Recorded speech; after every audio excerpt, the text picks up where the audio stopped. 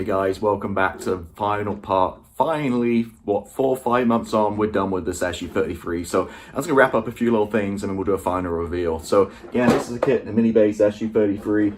It kind of kicked my ass a little bit, but we got it finished. So let's go ahead and take a look at it.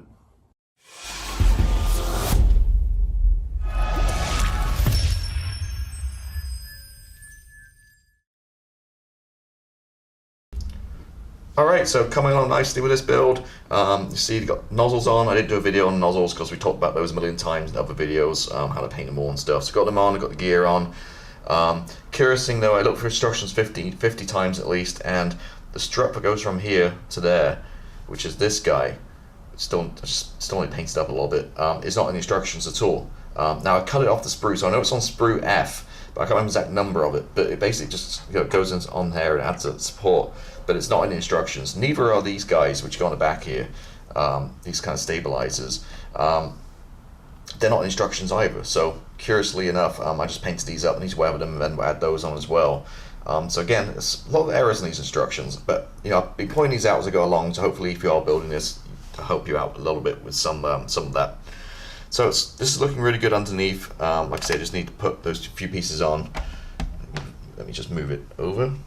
And all the pylons are on the wings. The pylons are on the wings, painted the same way and weathered the same way too. Gonna go with this one empty just because, at the end of the day, it's my hobby and I'm not having enjoyment building this. I want to move on to other projects. I've been stuck with this for about 4 or 5 months now, so I just want to kind of get this one finished and moved off the bench and onto a different project. So all those beautiful weapons I will save and use for another Russian jet in the future, or maybe do it in the future for this. They can easily be added on at a later date. So yeah, so really just want to point out those few bits. I'm working on a canopy frame right now, getting that painted up. So really what left to do is get these parts on, a little bit of detail painting underneath here. Got speed brake to do, and then get the canopy on. Obviously we painted out already, we've just got to get the framing inside. And we're almost done, so I'm on the final stages finally. So a little bit more work to do, and we'll be there. But yeah, so I just want to point out those 3 parts which are not in the instructions, but more importantly this one, which is F, which you definitely need for this to support the nose gear right there. Done. Take a big sigh. It's been 4 or 5 months of mojo killing, sapping work, but I've got it finished. So wow.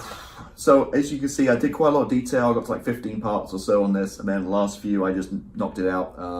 I made a decision the last couple of days to just really kind of sit down and just get this thing finished off my bench so I can kind of work on different projects. So I didn't go in detail at how I painted the seat or did the exhaust or put all the wings and stuff on, because it's pretty self-explanatory.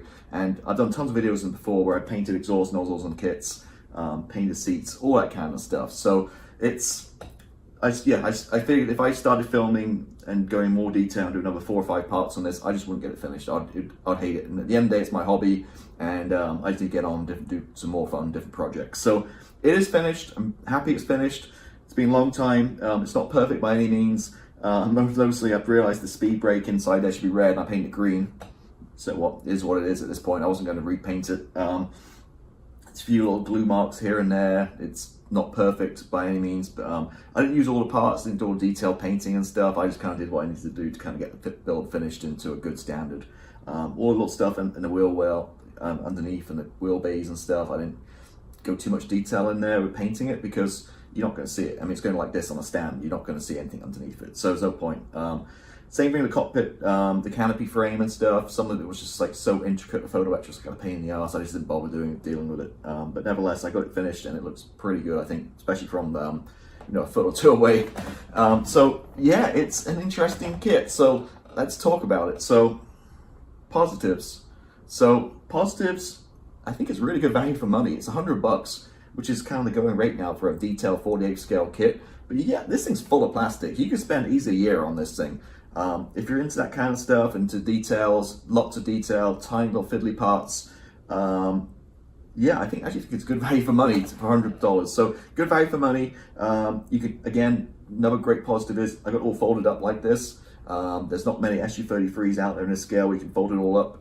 Now, it wasn't super easy at all, but I don't know, I'm in kind of 2 minds now, because the SU-20, well, whole flankers, SU-27, SU-33s, they look such graceful looking aircraft. I think folding it all up kind of takes away the beautiful lines and stuff. So I'm in two minds about it.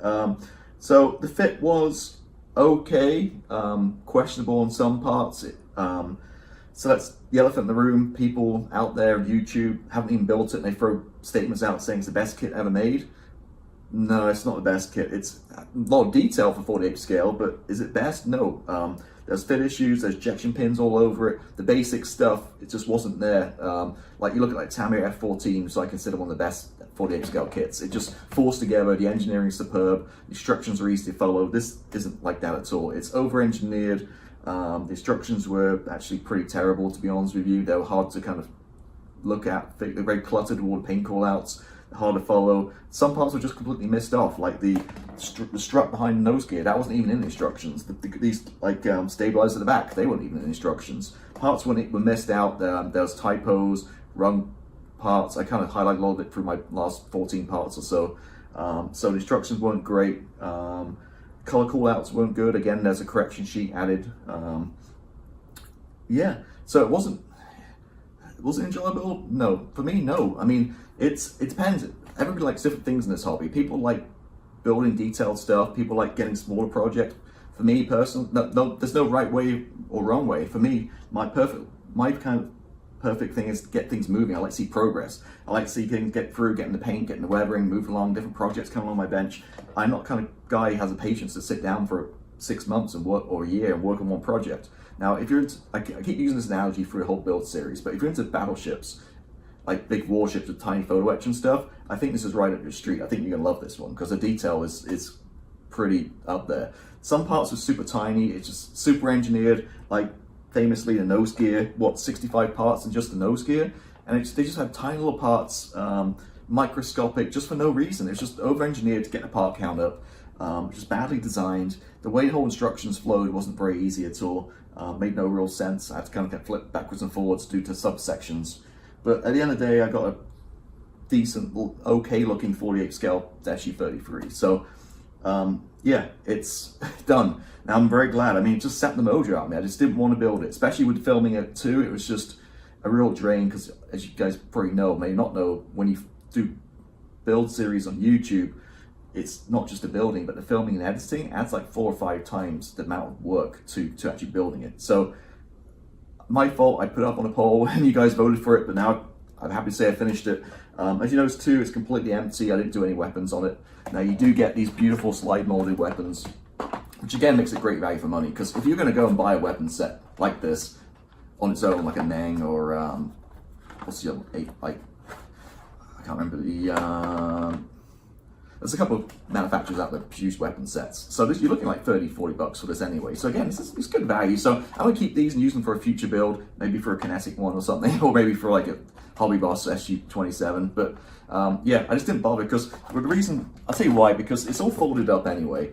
And I just felt like I kind of got to my end on this one. I just wanted to kind of, as I said, move along to different projects. And I just felt that like if I started then doing all the weapons and painting them and decaling them and all that kind of stuff, I just didn't have it in me to do it. I was just over it. So saving them for another day. For who knows, maybe they can still go on this aircraft. You know, it's pretty easy just to attach them to pylons. But for now, I think this one's done. It's going to get put away, and I'll move on to different projects. So that is pretty much it. I mean, long process, lot of work. In terms of manpower hours, I was thinking about this, and my most kind of labor-intensive build to date was the Tamiya 32nd scale F-16, which is absolutely beautiful kit. Just a lot of work, just the weapons alone, which just took weeks, hours. So that's my kind of top in terms of hours. The F-16 32nd scale Tamiya kit, but this has probably took about double that in terms of manpower hours. So if you built the F-16, just double it, and then that's kind of amount of work to put into this one. It's, again, just so over-engineered, so many little parts. Again, the fit wasn't great. Like, putting these wings on, it was just really ambiguous. The fit was terrible. So what I did in the end was, to be honest with you, I just got super glue, just ran a huge bead down, slapped it on, and that was it. I mean, I just super glued them on like that in position. I mean, they look okay looking down, but I mean, there's no way you can line up all the photo etch and stuff. It was just impossible. It just ended up getting thrown out the window, I think, at one point. So I just super glued it all on, put it together. But again, it looks decent, I think. But if I was to do it again, I'd definitely get the kinetic kit. For me, it'd be super easy to build, get good progress going along, good detail. But yeah, nevertheless, we're done, and I'm happy it's done soon. So, been a long journey. I think we started this back in March or maybe February. I don't know when it first came out. So, but anyway, we're finally done, finished. It's off the bench, and now I can move on to other projects. So thank you for watching as always, and I'll be back next week with something brand new and a different project, and I'm looking forward to definitely starting something new. So have a good one. See you later.